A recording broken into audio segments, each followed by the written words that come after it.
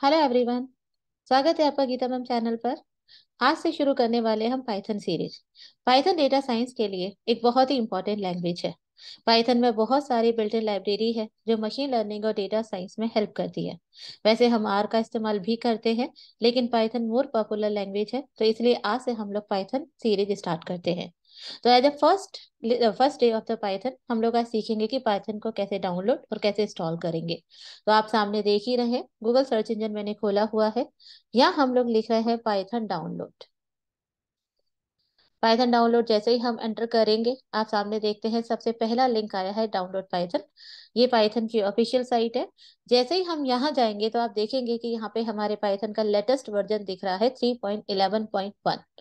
हाँ, ये अच्छा है। और ये देखिए, इसने ऑटोमेटिकली आपके ओएस को भी डिटेक्ट कर लिया।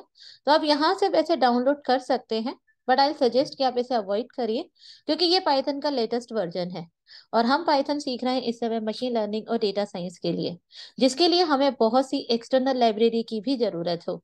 तो ये जरूरी नहीं है कि पाइथन के लेटेस्ट वर्जन के साथ वो सारी लाइब्रेरी भी कंपेटेबल हो, मतलब वो भी उसी लेवल तक उसी तरीके से अपडेट हो चुकी हो, क्योंकि पाइथन बहुत जल्दी जल्दी अपडेट होता है। तो इसके साथ जुड़ने वाली एक्सटर्नल लाइब्रेरी उतनी हिसाब से इतनी जल्दी अपडेट हो ऐसा नहीं हो, ऐसा जरूरी नहीं है। तो इसलिए बेस्ट है कि आप पाइथन का थोड़ा पुराना वर्जन यूज करें। तो पाइथन के पुराने वर्जन के लिए हम लोग चूज कर सकते हैं, लाइक जैसे आप देख रहे हैं कि पाइथन 3.11 लेटेस्ट है, तो आप 3.10 पे जा सकते हैं, 3.9 पे जा सकते हैं। इस वर्जन के साथ आपको मशीन लर्निंग और डेटा साइंस की सारी लाइब्रेरी अच्छे से सेट हो जाएंगी, मतलब कॉम्पिटिबिलिटी इश्यू नहीं आएगा। तो हम नीचे स्क्रॉल डाउन करते हैं तो आप देख सकते हैं यहाँ पे पाइथन के अलग अलग वर्जन है। पाइथन हर साल एक नया वर्जन लेता है और हर महीने उसका अपडेटेड वर्जन लॉन्च करता है। तो हम लोग यहाँ पे जैसे ले सकते हैं 3.10.8, ये वर्जन हम ले सकते हैं जो 11 अक्टूबर 2022 को आया है। तो इस वर्जन के साथ हम लोग स्टार्ट कर सकते हैं। आप 3.9 भी ले सकते हैं, 3.10.11 भी ले सकते हैं। हम इसको थोड़ा सा स्क्रॉल डाउन करेंगे तो देखेंगे कि यहाँ पे ये अलग अलग ओएस के हिसाब से अवेलेबल है। लाइक अगर आपके पास मैक है तो आप ये ले सकते हैं, बस शर्त ये रहेगी कि ये 10.9 या उससे लेटर या उससे एडवांस वर्जन होना चाहिए। और अगर आपके पास विंडो ऑपरेटिंग सिस्टम है तो ये देख लीजिए कि वो 32 बिट का है कि 64 बिट का है, उसी हिसाब से आप इसको इंस्टॉल करें। विंडो 8 होना कंपलसरी है, उसे नीचे ये एक्सेप्ट नहीं करेगा। विंडो 7 में पाइथन नहीं सपोर्ट करता। अच्छा, आप यहाँ पे देख सकते हैं कि यहाँ पे दो हैं, विंडो एम्बेडेबल है और यहाँ पे इंस्टॉलर है। तो आई सजेस्ट कि आप विंडो इंस्टॉलर ले। 64 बिट ले सकते हैं अगर आपका सिस्टम 64 बिट है, 32 बिट ले सकते हैं अगर आपका 32 बिट है। जो भी है आप अपने ऑपरेटिंग सिस्टम के हिसाब से यहाँ पे क्लिक करिए और वो डाउनलोड होना स्टार्ट हो जाएगा। डाउनलोड होने के बाद आपके सामने, मतलब जब आप उसे इंस्टॉल करने के लिए आगे बढ़ेंगे, तो आपके सामने एक डायलॉग बॉक्स आएगा। अलग अलग ऑपरेटिंग सिस्टम के हिसाब से अलग अलग प्रोसेस होती है, लेकिन मैं आपको विंडो के हिसाब से बता रही हूँ।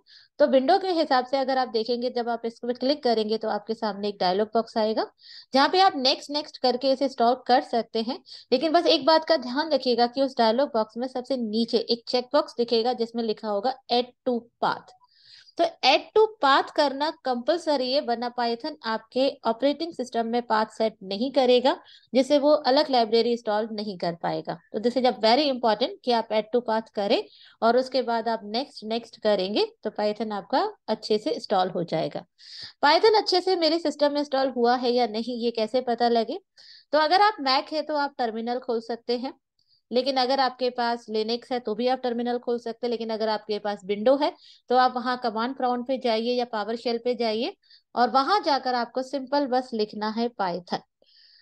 आपको पाइथन लिखना है। लेकिन हम मैक यूजर्स के साथ प्रॉब्लम यह है कि हमारे ऑपरेटिंग सिस्टम में पाइथन ऑलरेडी डला हुआ था, मतलब पाइथन मैक में ऑटोमेटिकली डला हुआ आता है, तो वो लेकिन होता है 2.7, जो कि किसी काम का नहीं होता। तो इसलिए हमें अलग से पाइथन को इंस्टॉल करना पड़ा। 3.7, 3.9, कुछ भी जो भी वर्जन है अलग से इंस्टॉल करना पड़ा। तो पहले से पाइथन है तो पाइथन वो इंडिकेट करता है, लेकिन जो नया पाइथन हमने यानी पाइथन 3 सीरीज हमने जो इंस्टॉल की है उसको देखने के लिए हमें यूज करना पड़ता है पाइथन 3। लेकिन अगर विंडो में पहली बार पाइथन इंस्टॉल हो रहा है तो डोंट वरी, आपको सिर्फ पाइथन लिखना है, पाइथन 3 लिखने की कोई जरूरत नहीं। पाइथन 3 लिखने के बाद जैसे ही मैं एंटर करती हूँ तो यहाँ पे आपको दिख रहा है ये ट्रिपल ग्रेटर देन साइन, जो आपको दिख रहा है ये पाइथन का कमांड प्रॉम्प्ट है। साथ साथ में आपको इसने अच्छे से बता दिया कि आपका 3.7.9 वर्जन इंस्टॉल है, ये मेरे सिस्टम में इंस्टॉल है।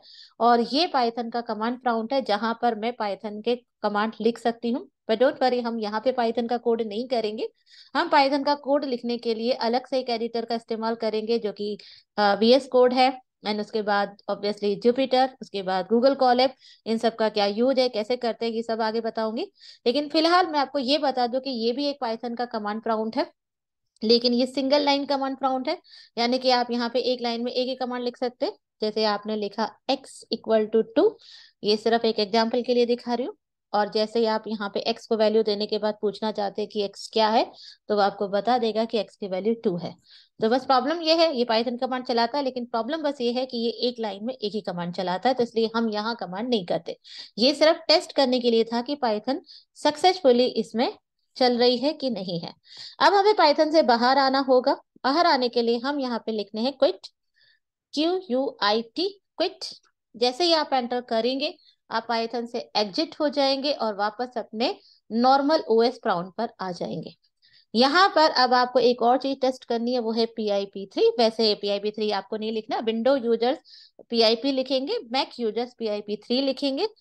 जैसे ही हम लोग एंटर करेंगे तो हमारे सामने ये चीज आ गई, जो ये बता रही है कि सक्सेसफुली PIP, जिसे अपन कहते हैं पाइथन इंस्टॉल पैकेज, वो भी सेट हो गया है। अगर आपने ऐड टू पाथ नहीं किया तो PIP सेट नहीं होगा, और PIP सेट नहीं होगा तो एक्सटर्नल लाइब्रेरी इंस्टॉल नहीं होगी। तो this is a very compulsory कि आपका PIP भी इंस्टॉल होना चाहिए। तो ये था पाइथन इंस्टॉलेशन कैसे करते हैं।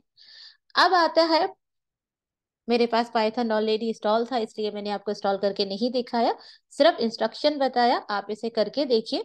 फिर भी यदि कोई डाउट आता है तो आप मुझे कमेंट कर सकते हैं, आई ट्राई टू सॉल्व। अब यहाँ पे हम अगला जो चीज इंस्टॉल करने वाले हैं वो है VS कोड। VS कोड जब आप लेंगे तो आप ये देखिए, ये है VS कोड। ये बहुत अच्छा कोड एडिटर है।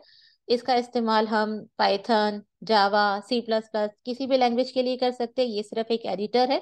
इसमें हम अलग अलग एक्सटेंशन इंस्टॉल करके किसी भी लैंग्वेज के लिए इसका इस्तेमाल कर सकते हैं। ये बहुत इजी है और आजकल ये बहुत डिमांड है। तो आप इसको इंस्टॉल करिए। इसको इंस्टॉल करने के लिए बस आप इस पर क्लिक करिए। जैसे ही आप यहाँ जाएंगे तो ये भी ऑटोमेटिकली डिटेक्ट कर देगा कि आप कौन से ऑपरेटिंग सिस्टम पे काम कर रहे हैं।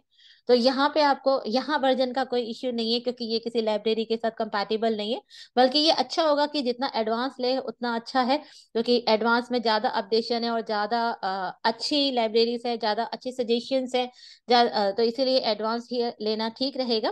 तो यहाँ से आप इसे डाउनलोड करिए और उसको इंस्टॉल करिए। एक बार मैं थोड़ा डाउन करके आपको दिखाती हूँ। इंस्टॉल करने के बाद आपके पास इस तरह का एक आइकन बन के आएगा, एंड इस पर क्लिक करेंगे तो आपके सामने VS कोड खुल जाएगा। VS कोड बाय डिफॉल्ट इस तरह से ब्लैक विंडो में आता है। अगर आप चाहें तो यहाँ से उसकी सेटिंग चेंज कर सकते हैं। यहाँ से आप इसका कलर थीम चेंज कर सकते हैं। यानी कि अगर आपको डार्क पसंद नहीं है तो आप लाइट भी रख सकते हैं, बट मुझे डार्क पसंद है। इसका डिफॉल्ट डार्क होता है, इसलिए मैंने इसको डार्क रखा है। आप यहाँ से इसकी थीम को चेंज कर सकते हैं। तो ये था VS कोड। VS कोड आने के बाद इसे पाइथन के लिए सेट करने के लिए आपको जरूरत है यहाँ पे इस एक्सटेंशन की। इस एक्सटेंशन पे जैसे ही आप जाएंगे, आपका नेट ऑन होना चाहिए। नेट ऑन होने के बाद आप यहाँ इस एक्सटेंशन में जाएंगे तो आपका कोई भी जो भी आपको चाहिए, जावा का एक्सटेंशन चाहिए, पाइथन का एक्सटेंशन चाहिए, आप यहाँ से उसे इंस्टॉल कर सकते हैं डायरेक्ट। तो जैसे आपको पाइथन चलाना है, पाइथन पहले इंस्टॉल कर लिया आपने, ध्यान से देखिए, पाइथन आपने इंस्टॉल कर लिया, ऐसा नहीं डायरेक्ट एक्सटेंशन नहीं लेना। काफी लोग गलती करते हैं कि VS कोड में डायरेक्ट एक्सटेंशन लेते हैं और सोचते हैं कि हो जाएगा, बट ऐसा नहीं है। पहले पाइथन इंस्टॉल करिए सिस्टम में, फिर उसके बाद यहाँ पे VS कोड इंस्टॉल करिए, और फिर यहाँ पे आप पाइथन का एक्सटेंशन सेट करिए। ये पाइथन लैंग्वेज सपोर्टर है, मतलब ये आपको पाइथन के असली, मतलब आपके OS में जो पाइथन है और VS कोड के बीच में ब्रिज का काम करता है, पाइथन को रिप्लेस नहीं करता। तो दैट्स रीजन कि आपको इसे पाइथन इंस्टॉल करने के बाद इसे यहाँ पे लेना है। आप देख सकते हैं कि ये माइक्रोसॉफ्ट का है और मेरे पास ऑलरेडी इंस्टॉल है। आप यहाँ पे इसे इंस्टॉल करेंगे। इसके इंस्टॉल करने के बाद ही आप बहुत इजीली पाइथन के कोड को लिख सकते हैं। यहाँ जब हम जाएंगे और जैसे आप देख सकते हैं कि ये मेरे पास call.py एक पेज है, मतलब जो भी नया पेज बनेगा .py में आगे आपको पाइथन के कोड शुरू से बताऊंगी। आज मैं सिर्फ आपको पाइथन कैसे इंस्टॉल करना है, VS कोड कैसे इंस्टॉल करना है, बस यही बता रही थी। तो ये करने के बाद आपका पास जैसे ही आप नया पेज लेते हैं, जैसे मैं आपको नया पेज लेके दिखाती हूँ, मैंने ये नया पेज लिया और मैंने इसका नाम डाला EX1। लेकिन .py करना जरूरी है, वरना नहीं पता चलेगा कि हम पाइथन का कोड कर रहे हैं। अच्छा, EX1 ऑलरेडी है तो मैं EX10.py कर देती हूँ। आपने देखा उसने मुझे इमीडिएटली अलर्ट कर दिया अगर इस नाम से ऑलरेडी है तो जैसे ही मैंने PY लिखा, आप देखिए कि बगल में पाइथन का आइकन भी बन के आ गया, यानी उसने पाइथन को रिकॉग्नाइज कर लिया। जैसे ही आप करते हैं तो यहाँ पर इस जगह पर एक प्ले बटन आता है। ये प्ले बटन तभी आएगा जब आप अपने VS कोड में एक्सटेंशन सेट करेंगे। अगर आपने एक्सटेंशन इंस्टॉल नहीं किया तो फिर ये नहीं आएगा। ये किसके लिए है? ये पाइथन को कंपाइल करने के लिए। तो रन पाइथन फाइल या डीबग पाइथन फाइल से आप यहां से इसे डायरेक्ट रन कर सकते हैं। अब जैसे मैंने यहाँ पे फिर से वेरिएबल लिखा x=12, लेकिन इस बार सिर्फ x लिखने से कुछ नहीं होगा, एक कमांड लिखना पड़ेगा, प्रिंट कमांड। शुरू से एक एक कमांड के बारे में बताऊंगी, डोंट वरी। अभी सिर्फ आपको पाइथन कैसे चलना है, मतलब कैसे रन करना है यहाँ पे, बस वही दिखा रही हूँ। तो आपने यहाँ पे x को लिया और अब आप इसे यहाँ से रन कर सकते हैं। तो आप देख सकते हैं नीचे आंसर आ चुका है 12। तो ये था पाइथन का एक छोटा सा एग्जाम्पल। बट नेक्स्ट वीडियो में हम बिल्कुल बिगिनिंग से पाइथन कैसे करना है, कैसे स्टार्ट करना है, कैसे कोड करना है, एक एक स्टेप क्लियर करेंगे।